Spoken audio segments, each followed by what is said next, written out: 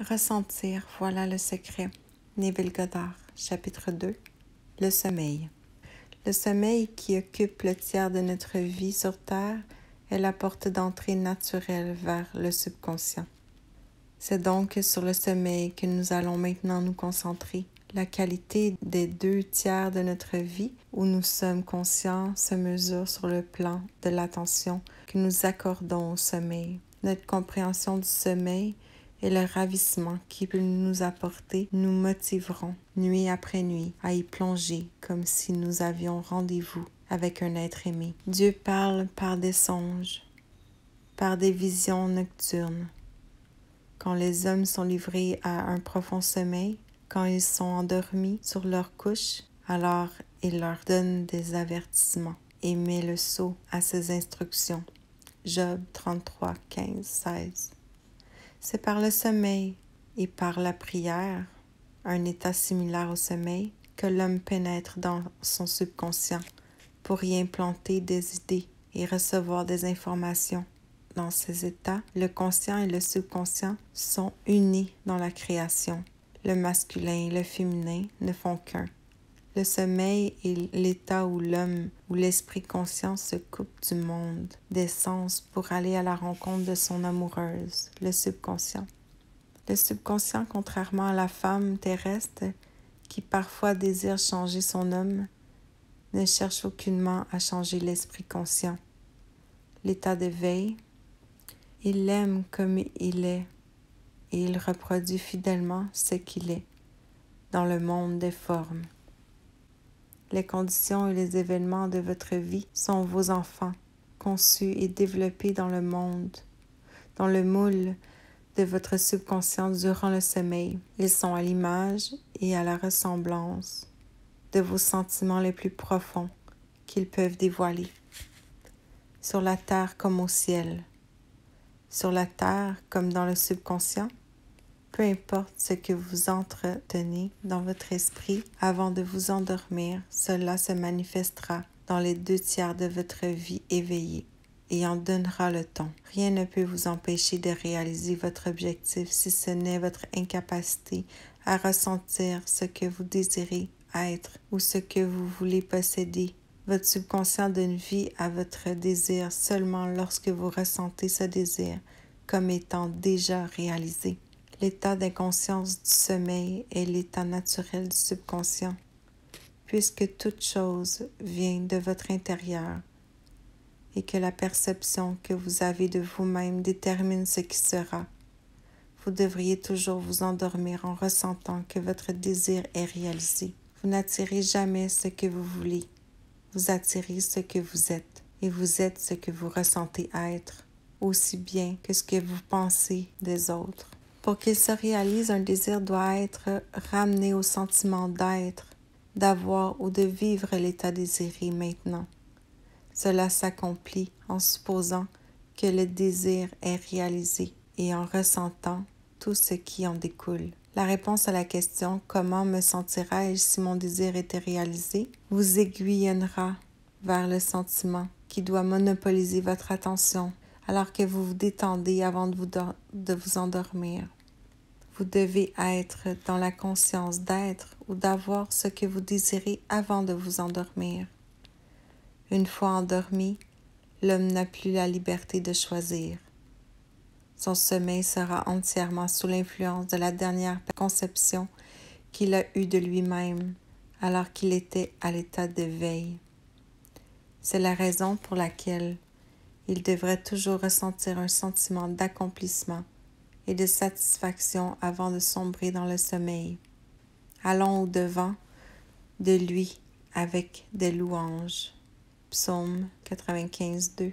Entrez dans les portes avec des louanges, dans ses parvis avec des cantiques. Psaume 104. Votre état d'esprit avant de vous endormir définit votre niveau de conscience au moment de retrouver votre bien-aimé éternel, le subconscient. Il vous voit exactement comme vous vous sentez. Si donc au moment où vous vous préparez à dormir, vous imaginez et maintenez un sentiment de succès en ressentant intensément l'affirmation « Je suis couronné de succès », Vous n'avez d'autre choix que de réussir.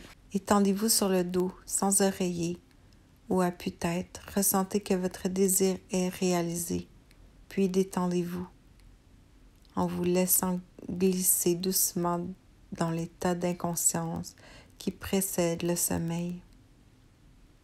Il ne sommeille ni ne dort, celui qui garde Israël. Psaume 121, 4. Il se plaît à donner du repos à ceux qu'il aime. Psaume 127, 2. Le subconscient ne dort jamais. Le sommeil est la porte que traverse le conscient. L'esprit éveillé pour s'unir au subconscient dans un élan de création. Le sommeil scelle l'acte créateur, alors que le monde objectif le révèle en dormant. L'homme implante dans son subconscient la conception de lui-même. Le Cantique de Salomon, Cantique des Cantiques 3.1, nous fournit une merveilleuse description de la romance entre le conscient et le subconscient. Sur ma couche pendant les nuits, j'ai cherché celui que mon cœur aime. J'ai trouvé celui que mon cœur aime. Je l'ai saisi et je ne l'ai point lâché jusqu'à ce que je l'ai amené dans la maison de ma mère, dans la chambre de celle qui m'a conçue. En vous préparant pour dormir, ressentez-vous dans l'état de votre désir réalisé. Puis détendez-vous en glissant dans l'inconscience. Votre désir réalisé est celui que vous cherchez. La nuit, sur votre couche, vous êtes en quête du sentiment du désir réalisé afin de l'emporter dans la chambre de celle qui vous a conçu, le sommeil ou encore le subconscient qui vous a créé pour que ce désir puisse lui aussi prendre vie et se concrétiser. C'est la façon de découvrir et de mener vos désirs jusqu'au subconscient. Ressentez que vous êtes dans l'état de votre désir réalisé, puis endormez-vous paisiblement. Nuit après nuit, vous devez imaginer le sentiment d'être, d'avoir ou de vivre ce que vous cherchez à être, avoir ou vivre. Ne vous endormez jamais en vous sentant découragé ou insatisfait. Ne vous endormez jamais sur un sentiment d'échec. Votre subconscient, dont l'état naturel est le sommeil de l'esprit conscient, vous voit comme vous croyez vous-même être. Que cette perception soit bonne, mauvaise ou neutre, le subconscient manifestera fidèlement vos croyances. Vous imprimez sur votre subconscient l'état dans lequel vous vous sentez. Comme une amante attentionnée, le subconscient donnera vie à vos croyances et à vos impressions, comme si elles étaient les enfants de son bien-aimé. Tu es entièrement belle, mon aimé, et tu n'as aucun défaut. Cantique des Cantiques 4, 7. Voilà dans l'esprit, voilà l'état d'esprit à adopter avant de vous endormir. Ne considérez pas les apparences, ressentez plutôt les choses comme vous aimeriez qu'elles soient, car il appelle les choses qui ne sont point comme si elles étaient, et ces choses deviennent visibles. Supposer un sentiment de satisfaction, c'est appeler. Les conditions de cette satisfaction se manifestent dans le monde visible. Les signes suivent, ils ne précèdent pas. Les preuves que vous êtes dans un état quelconque suivront la conscience d'être dans cet état, et non le contraire. Vous êtes un éternel rêveur, et vous faites des rêves non éternels. Vos rêves se concrétisent lorsque vous supposez qu'ils sont réalisés et que vous les ressentez. Ne vous laissez pas limiter par le passé, sachant que rien n'est impossible à la conscience. Commencez à imaginer des états au-delà des expériences du passé. Tout ce que l'esprit peut imaginer, l'homme peut le réaliser. Toute condition objective visible fut d'abord une condition subjective invisible. Vous l'avez attirée dans le monde visible en supposant et en ressentant qu'elle était déjà réalisée. Le processus créatif est d'abord d'imaginer un état puis de croire qu'il est réalisé. Imaginez et attendez-vous toujours au mieux. Le monde ne peut changer si vous ne modifiez pas la conception que vous en avez, à l'extérieur comme à l'intérieur. Second principe philosophique, hermétique. Les nations et les gens ne sont que ce que vous croyez qu'ils sont. Peu importe le problème, peu importe à quel niveau il se situe, peu importe qui est concerné, vous n'avez personne d'autre à changer que vous-même. Personne ne va vous empêcher de provoquer le changement en vous, ni vous aider à la faire. Vous n'avez rien d'autre à faire que de vous convaincre de la réalité de ce que vous désirez voir se manifester. Dès que vous aurez réussi à vous en convaincre, les résultats suivront pour confirmer votre croyance établie. Ne suggérez jamais à un autre ce que vous souhaitez le voir réaliser. Tenez-vous-en à vous convaincre vous-même qu'il est déjà ce que vous souhaitez qu'il soit. La réalisation de votre désir est accomplie par le sentiment que tout est déjà concrétisé. Vous ne pouvez échouer à moins que vous ne parveniez pas à vous convaincre vous-même de la réalité de votre désir. Un changement dans la manifestation extérieure confirme une transformation des croyances. Chaque nuit, au moment de vous endormir, sentez-vous satisfait et parfait. Rappelez-vous que votre bien-aimé subjectif, le subconscient, créera toujours votre monde objectif à l'image et à la ressemblance de la conception que vous en faites, celle définie par ce que vous ressentez. Les 2 tiers de votre vie au cours duquel vous êtes éveillé démontreront et confirmeront toujours ce que vous aurez implanté dans votre subconscient. Les actions et les événements de la journée sont les effets, pas les causes. Le libre arbitre n'est que la liberté de choisir. Choisissez dès aujourd'hui qui vous voulez servir. Josué 24:15. Voilà votre liberté de choisir l'état que vous voulez ressentir. Le secret du subconscient est d'exprimer concrètement vos états désirés, vos états d'esprit. Le subconscient reçoit les impressions par ce que l'homme ressent et d'une manière qui lui est propre et qui demeure inexplicable.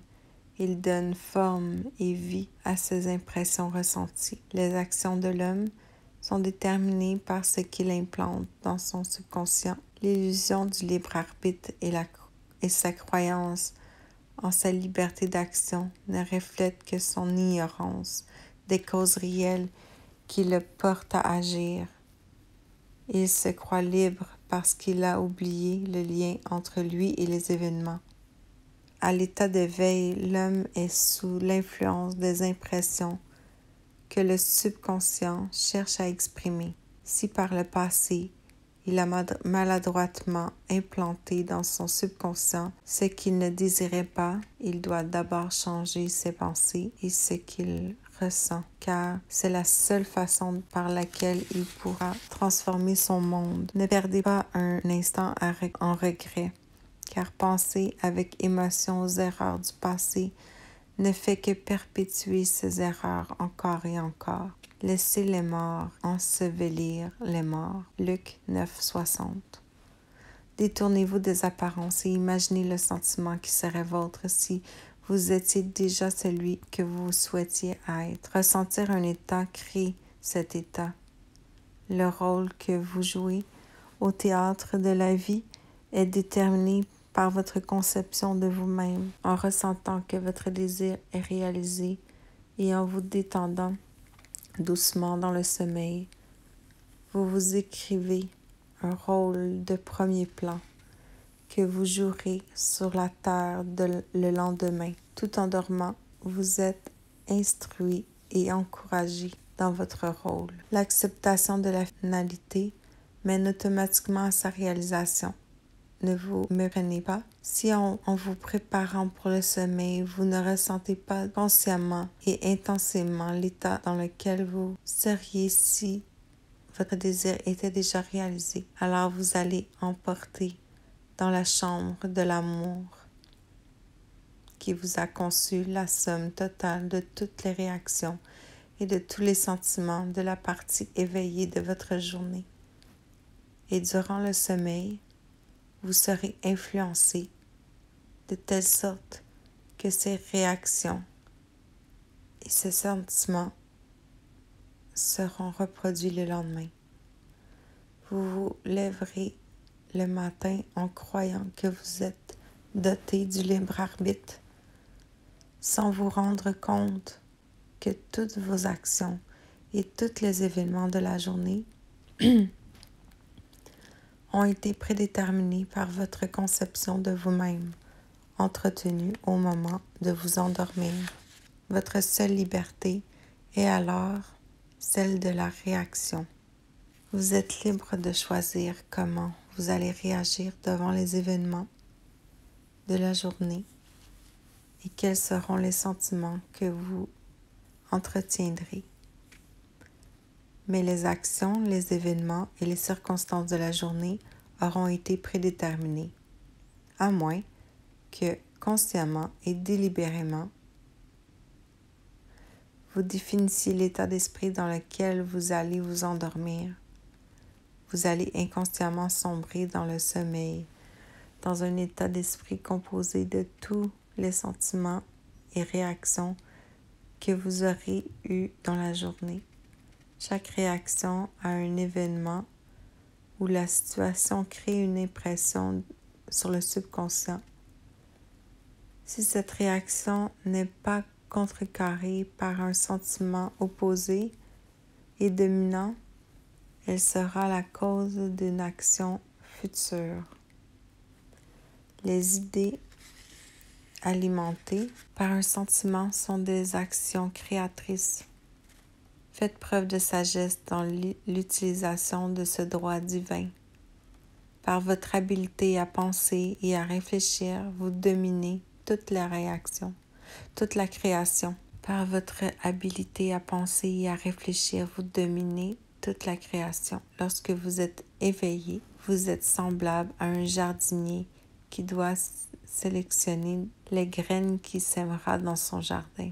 À moins que le grain de blé tombant sur terre ne meure, il demeure seul, mais s'il meurt, il porte beaucoup de fruits. Jean 12, 24. La conception que vous avez de vous-même au moment de vous endormir est la graine qui tombe dans la terre du subconscient. Vous endormir en vous sentant satisfait et heureux crée les conditions, les événements qui apparaîtront dans votre vie et qui confirmeront votre état d'esprit. Le sommeil est la porte vers le paradis. Ce que vous y apportez en le ressentant, vous le récoltez en action, en condition et en objet dans votre univers. Alors endormez-vous avec le sentiment du désir réalisé, sur la terre comme dans la conscience.